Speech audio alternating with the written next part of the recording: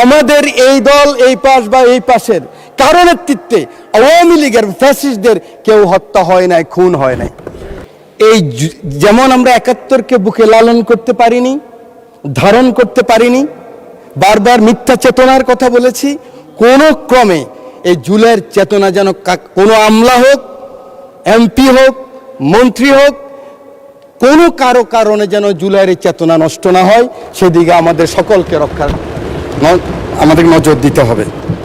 আমাদের ৭১, আমাদের ৯০ এবং আমাদের রক্ত ভেজা এই সেদিন ঘাসের মধ্যে এখনো লেগে আছে জুলাই বিপ্লব। এই বিপ্লবে যারা আত্মাহুতি দিয়েছেন তাদের সকলের আত্মার মাগফিরাত কামনা করি। মাননীয় স্পিকার, এই সেদিন কুরবানের আগের সপ্তাহে আমি বেস্তিনি হসপিটালে গিয়েছিলাম ব্যাংককের জুলাই যোদ্ধাদেরকে দেখার জন্য। সেখানে অনেকের সাথে কথা হয়েছে। এক তরুণ হুইল চেয়ারে বসে আছে, ওই জুলাই যোদ্ধার পাশে একজন তরুণী। আমি ভেবেছিলাম হয়তো বোন কিংবা কোনো আত্মীয় হবেন। এই জুলাই যোদ্ধা আবু সৈয়দ যেদিন নিহত হয়েছেন সেদিন সে গুলি খেয়েছিলেন। যখন কথা বলতেছিলাম প্রাসঙ্গিক ক্রমে ওই তরুণী বললেন, ইনি আমার স্বামী। আমি বললাম, কবে বিয়ে হয়েছেন? বলে যে ৩৬ জুলাইয়ের পরে। ইন্টেরিয়াম গভর্নমেন্ট যখন তাকে নিয়ে যাচ্ছিলেন তখন এই তরুণী তার পিতাকে বলেছিলেন, আমি একজন শহীদ কিংবা পঙ্গু এই জুলাই যোদ্ধার স্ত্রী হতে চাই। কিন্তু দুঃখের বিষয় কি জানেন মাননীয় স্পিকার, এনটিআরসিতে উনি তখন শিক্ষক নিয়োগ পেয়েছিলেন। একজন ইউনো সাহেবের কাছে গেলেন যে আমার স্বামী ব্যাংককে নিয়ে যাবে। উনি বলেছেন আপনি জয়েন করতে হবে। উনি জয়েন না করে চলে গেছেন। এই হাউসকে এটাই জানাতে চাই, এই যেমন আমরা ৭১কে বুকে লালন করতে পারিনি, ধারণ করতে পারিনি, বারবার মিথ্যা চেতনার কথা বলেছি, কোনো ক্রমে এই জুলাইয়ের চেতনা যেন কোনো আমলা হোক, এমপি হোক, মন্ত্রী হোক, কোনো কারো কারণে যেন জুলাইয়ের চেতনা নষ্ট না হয়, সেদিকে আমাদের সকলকে আমাদের নজর দিতে হবে। মাননীয় স্পিকার, বাজেট সম্বন্ধে দুই পক্ষেই বক্তব্য রেখেছেন।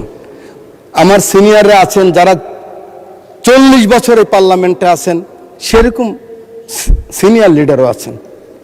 আমি কখনো দেখি নাই সরকারি দল বিরোধী দল এত গঠনমূলক আলোচনা করতে, যার জন্য আমাদের দুইজন হুইপ বক্তব্য রেখেছেন।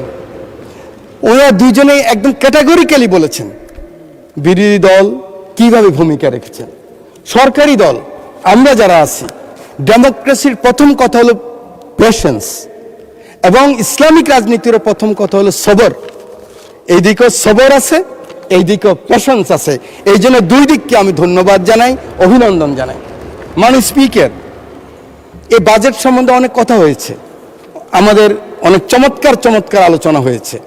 আমি যেটা বাজেট বুঝি, যেহেতু আমি ইকোনমিক্সের ছাত্রও নয়, আমি বাজেট সম্বন্ধে কোনো গবেষণা করি নাই, সেই লাইনে বক্তৃতা দিতেও আসি নাই।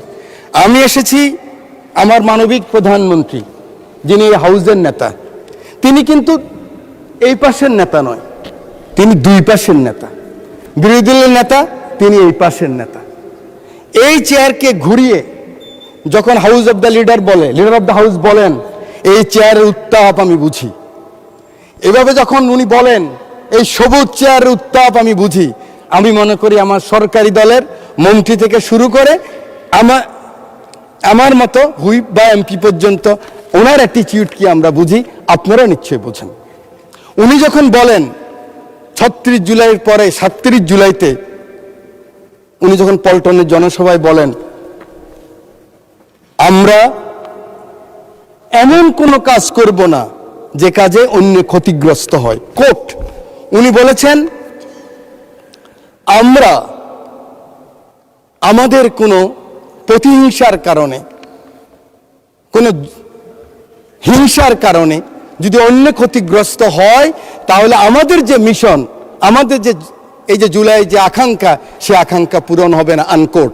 সেদিনই বাংলাদেশের বিএনপি এবং জোটের এবং আমরা যারা আছি সবাই আমরা বুঝে গিয়েছি আমরা কি চাই।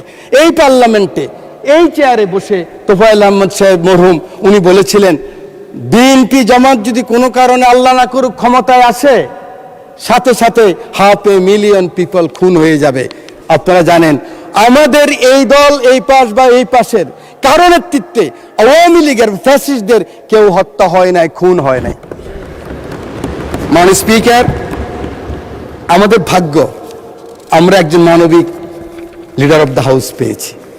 আমাদের ভাগ্য আমরা একজন এরকম ধৈর্যবান সুন্দর কথা বলার বিরোধী দল নেতা পেয়েছি। আমরা আরো বেশি ভাগ্যবান, আমরা একজন ডেমোক্রেট লিবারেল ফাইন্যান্স মিনিস্টার পেয়েছি। ভয় কি আমাদের?